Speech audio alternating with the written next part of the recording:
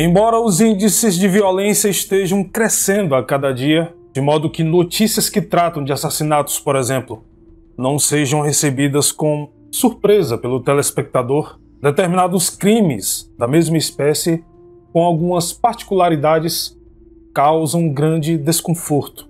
Diversas vezes nos deparamos com notícias a respeito de crimes brutais, envolvendo homicídios que fogem completamente à razão e à compreensão lógica. Nesses casos, o que impressiona, impacta e chama a atenção não é apenas o ato de matar, mas sim a sua motivação, o modo de execução utilizado para a prática, bem como a frieza e o comportamento apresentados pelo executor. Nos últimos dias, o Brasil acompanha perplexo a caçada a Lázaro Barbosa, um psicopata homicida que atua nos arredores do Distrito Federal e leva terror a famílias que moram em chácaras no interior de Goiás. Só neste ano, ele invadiu diversas propriedades, roubou carros e armas, estuprou, trocou tiros com a polícia e até matou uma família inteira em Ceilândia, pai, mãe e 2 filhos. As buscas pelo homem ainda continuam com policiais militares, rodoviários, civis e federais, que montaram um grande cerco com mais de 10 km² de atuação. Ainda assim, Lázaro segue foragido. Ele se embrenha pelas matas, se abriga no alto das árvores, se esconde nas margens dos rios ou se refugia em galpões desocupados e casas abandonadas. Mas como este homem consegue sumir por tanto tempo? A busca por Lázaro Barbosa, que tem 32 anos, já dura 2 semanas pelo menos. A caçada envolve uma força-tarefa com mais de 200 policiais e até o uso da Força Nacional. Conhecido como Serial Killer do Distrito Federal ou Serial Killer de Goiás, ele possui uma extensa ficha criminal e é descrito pelas autoridades como um psicopata. Ele também é investigado pela morte do caseiro de uma fazenda localizada no distrito de Girassol, em Cocalzinho de Goiás. O crime foi cometido 4 dias antes da chácara em Ceilândia. No vídeo de hoje, vou contar para vocês tudo o que se sabe até agora sobre Lázaro Barbosa e como o caso ainda está em andamento e as atualizações acontecem a cada dia, a cada hora. As informações contidas aqui podem ficar desatualizadas em pouco tempo. Então, caso tenha alguma novidade, deixe aqui nos comentários.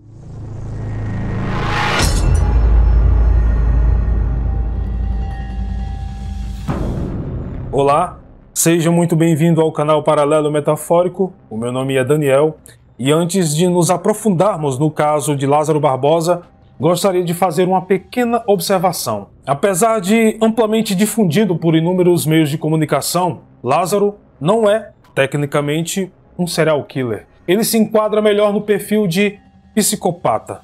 Bom, eu explico. Serial killer é uma expressão em inglês, e você deve saber, que significa assassino em série. Mas a principal característica de um serial killer não é só a sequência de seus assassinatos, mas o seu modus operandi, um determinado roteiro estabelecido, assim como uma assinatura que caracteriza o seu crime. De acordo com a psicologia, os serial killers apresentam perfis psicopatológicos, ou seja, são indivíduos clinicamente perversos e com graves distúrbios mentais. Este perfil faz dos serial killers agentes conscientes de seus atos. No entanto, a vontade em saciar os seus desejos mórbidos é maior do que os sentimentos de compaixão ou pena pela vítima. Supostamente, o termo serial killer surgiu em 1840, em referência à história de um soldado francês que durante o dia vivia em sociedade e trabalhava normalmente, mas durante a noite invadia cemitérios para violar os mortos. Porém, uma pesquisa mais conceituada sobre o termo e estudos sobre esse tipo de maníaco só aconteceu de forma aprofundada na década de 70, através dos trabalhos de Robert K. Rosler, um agente muito famoso do FBI. Até então, o termo usado era Stranger Killer, assassino desconhecido, pois na época acreditava-se que esse tipo de assassino não conhecia suas vítimas e matava de forma aleatória. Mas Wesley observou que, na maioria dos casos, o assassino tinha algum tipo de contato com a vítima e começou a usar o termo, bem como se especializou na área. Segundo Wesley, para que um criminoso seja classificado como serial killer, ele deve preencher alguns quesitos.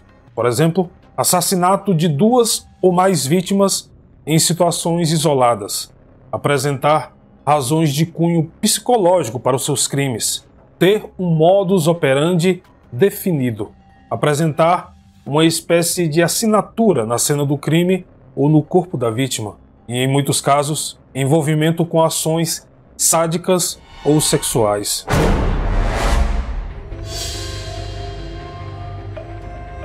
Em Goiás, o baiano Lázaro Barbosa leva o terror ao Cerrado e acabou ganhando o apelido de serial killer de Brasília. Moradores da região abandonaram suas casas e estão apavorados, e com razão.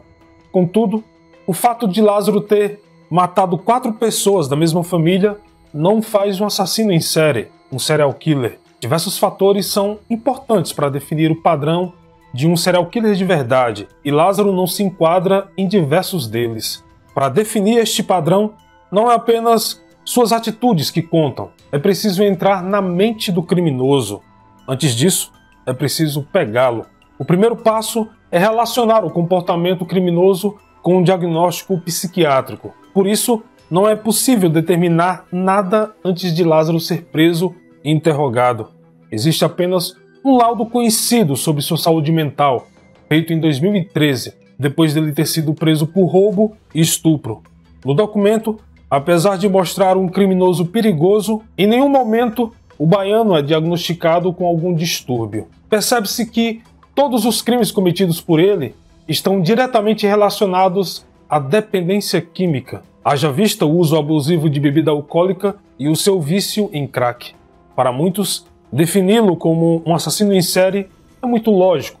Ele é um serial killer, claro. Afinal, se ele tem traços de psicopatia, matou 4 pessoas de uma mesma família, carrega outros homicídios na ficha criminal e tem comportamento insano, por que Lázaro não é um serial killer? As próprias vítimas, porém, respondem este questionamento, vivas ou não. Primeiramente, o número de mortes não determina se Lázaro vai se enquadrar no perfil de um serial killer. Existe um exemplo muito conhecido aqui no Brasil, Chico Picadinho. Ele é um dos assassinos em série que mais chocaram o país, mesmo tendo cometido apenas 2 homicídios. Contudo, todo o seu ciclo entre escolher a vítima e o modo de matá-la se encaixa no perfil de um serial killer.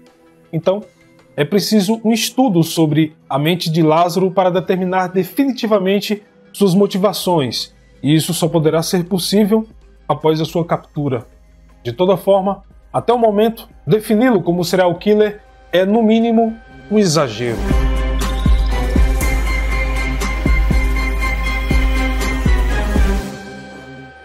Lázaro Barbosa de Souza nasceu em 27 de agosto de 1988, no município de Barra do Mendes, na Bahia, distante 534 quilômetros da capital Salvador. Ele é filho de Eva Maria de Souza e Edinaldo Barbosa. Lázaro se casou com Ellen, de apenas 15 anos na época, com quem teve uma filha. O criminoso ganhou notoriedade em junho de 2021, após uma tentativa de assalto.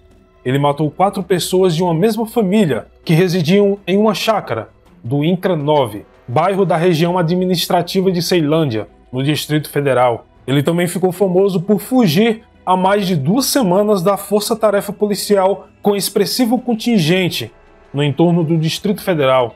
O mais incrível é que, mesmo fugindo, ele seguiu realizando uma onda de assaltos em chácaras no município goiano de Cocalzinho. Isso é devido à familiaridade do criminoso com a região de mata, e as dificuldades inerentes à busca permitem que ele continue, apesar dos esforços, a fugir das autoridades.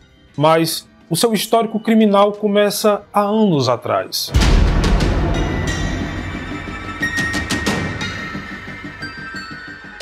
Foi na cidade onde nasceu que Lázaro começou a sua trajetória criminosa, quando, em 2007, foi preso por um duplo homicídio. Porém, ele fugiu 10 dias depois, mudando-se do estado. 2 anos depois, em 2009, ele foi recapturado e levado para o complexo penitenciário da Papuda, em Brasília, desta vez por suspeita de roubo, estupro e posse ilegal de arma. Em 2013, passou por um laudo médico que constatou problemas mentais sérios e retratava Lázaro como impulsivo, ansioso, desequilibrado mentalmente e com perversões sexuais.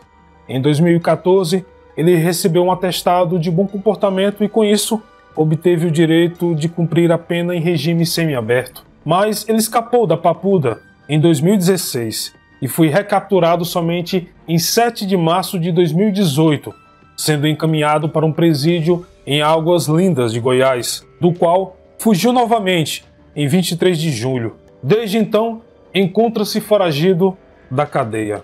Lázaro, portanto, escapou 3 vezes da prisão. Ele é tido como um mateiro muito experiente. É acostumado a andar e dormir no meio da mata, onde vive sozinho e sem residência fixa. No dia 8 de abril de 2020, ele foi acusado de invadir uma chácara e, utilizando um machado, golpear a cabeça de um homem.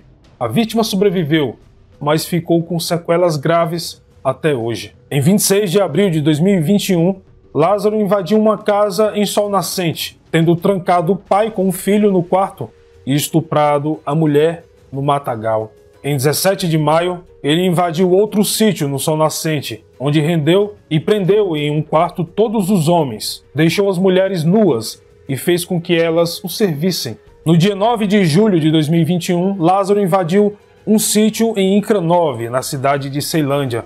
Foi lá onde, como dito no início do vídeo, ele assassinou a sangue frio Cláudio Vidal, de 48 anos, e seus 2 filhos, Gustavo Marques Vidal, de 21 anos, e Carlos Eduardo Marques Vidal, de 15 anos. Em sua fuga, após o crime, levou Cleonice Marques, de 43 anos, esposa e mãe dos outros falecidos, como refém. Antes de ser raptada, Cleonice Marques conseguiu avisar seu irmão sobre a situação por um telefone celular. Seu irmão chegou ao local do crime e logo ligou para a polícia, que iniciou uma força-tarefa na esperança de encontrar Cleonice Marques viva. No dia 10, Lázaro invadiu outro sítio a 3 quilômetros daquele no qual havia praticado o primeiro crime, fazendo de refém o proprietário e o caseiro da chácara durante 3 horas. Durante esse tempo, obrigou o proprietário a cozinhar para ele, enquanto fazia comentários orgulhosos sobre o crime anterior que havia passado na televisão. Lázaro também obrigou as vítimas a beber e a usarem drogas com elas. Após o episódio, ele fugiu, levando celulares, uma jaqueta e R$200. Nesta ocasião, Lázaro não matou nem feriu ninguém.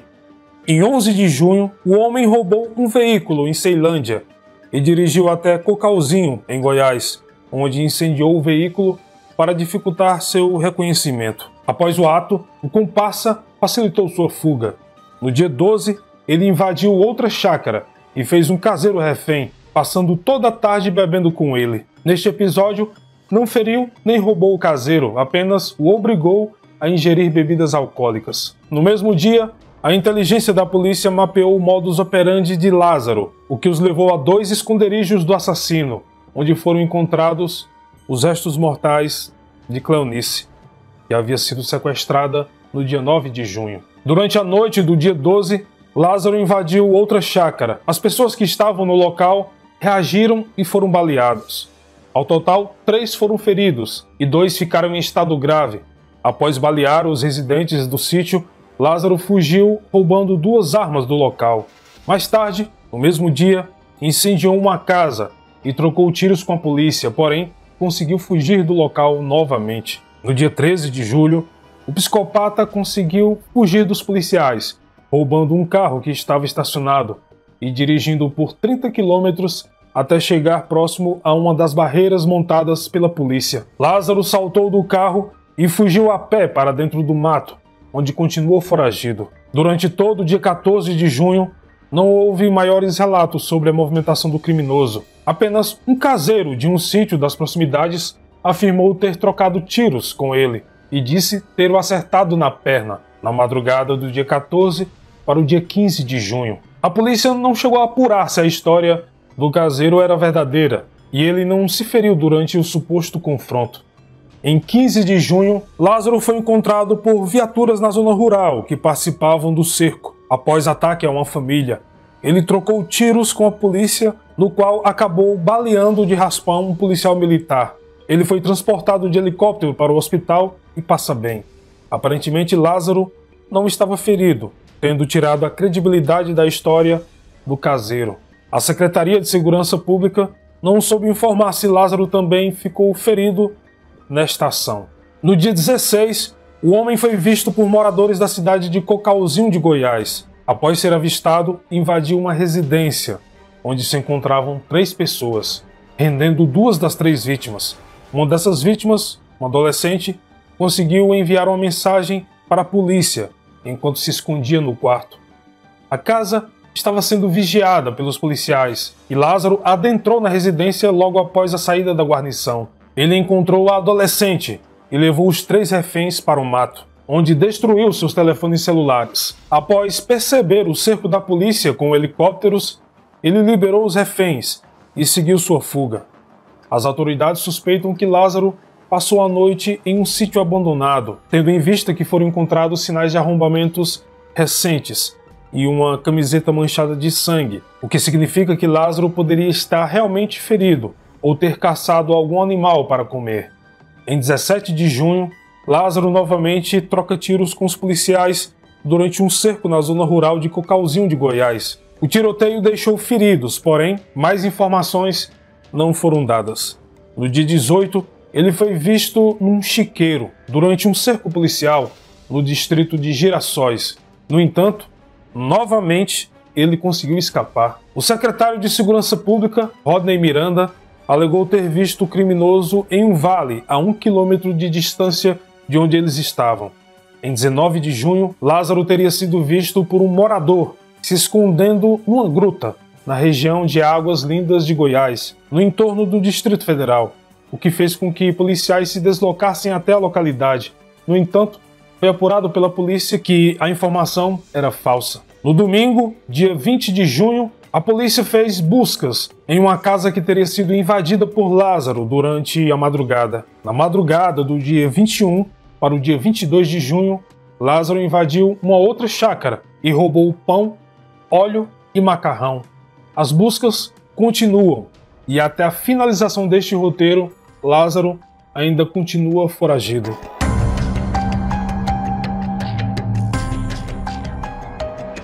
Mas por que uma pessoa se torna um serial killer? Esta é uma pergunta que muitas pessoas tentam responder há décadas, porém sem sucesso. Na verdade, não há uma resposta exata e nem a ciência conseguiu definir o que faz uma pessoa matar deste modo.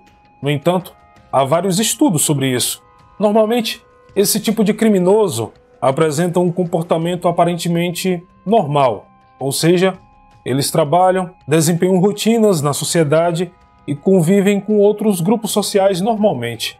Por este motivo, os serial killers são considerados sociopatas, pois vivem na sociedade de modo normal, mas conseguem, de repente, matar outras pessoas sem um pingo de remorso.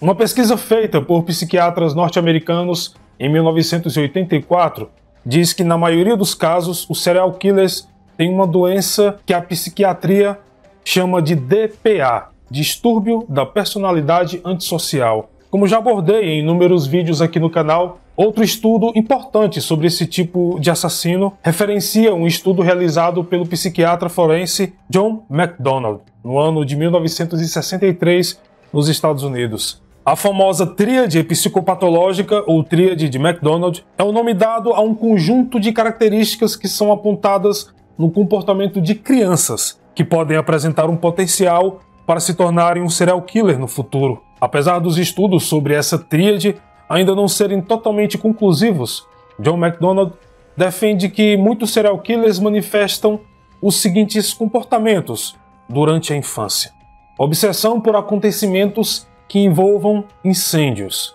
hábito de fazer crueldade com animais e a ocorrência de enurese noturna, ou seja, urinar na cama à noite. Com todas essas características e com esse desvio psicológico que não se sabe como acontece, os casos com serial killers sempre chamaram a atenção de todos.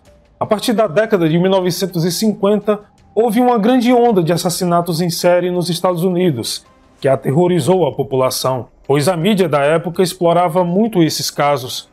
A televisão era recém-inventada e por isso talvez as notícias chegavam mais rapidamente às pessoas, mas o interesse sobre o assunto é muito mais antigo.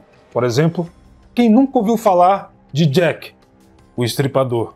Essas e outras características são o que diferenciam o serial killer de outros homicidas normais. Os serial killers são considerados indivíduos que praticam uma série de homicídios durante um determinado tempo, com um intervalo durante esses homicídios. Esse intervalo de tempo é o que diferencia o serial killer dos assassinos em massa. Livros, filmes e especiais de TV tomaram de conta do mundo, e as pessoas hoje em dia simplesmente apontam qualquer pessoa que comete mais de um homicídio como um serial killer, assim como fazem com Lázaro Barbosa, o que não é verdade. Lázaro se enquadra em outro perfil. Ele não é um serial killer, é um psicopata. O certo é que, para um serial killer, matar alguém é tão natural quanto você passar um domingo no shopping. O tema é indigesto e assustador, principalmente pelo grau de crueldade, sadismo e frieza.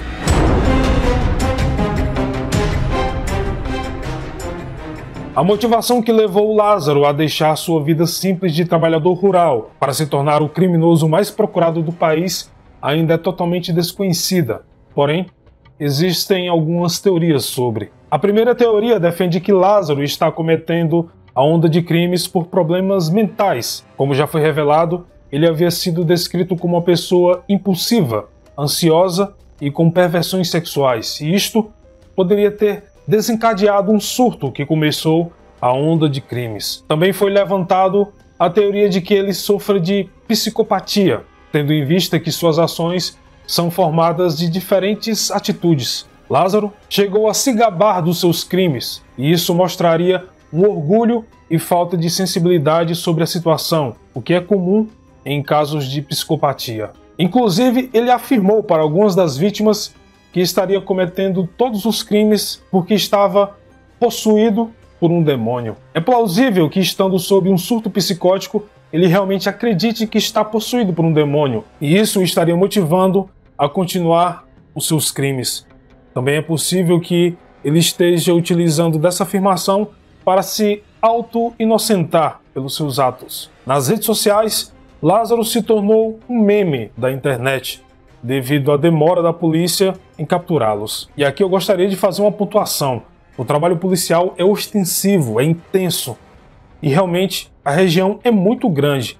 E com a experiência que Lázaro tem em todo aquele ambiente, não podemos menosprezar o trabalho policial. O maníaco sabe realmente o que está fazendo, e a polícia tenta capturá-lo a todo custo, em seu ambiente natural. Então, eu creio que mais cedo ou mais tarde ele será pego, mas não devemos desmerecer de forma alguma o trabalho das autoridades. Uma força-tarefa foi montada em conjunto com as polícias militares, civil e rodoviária federal.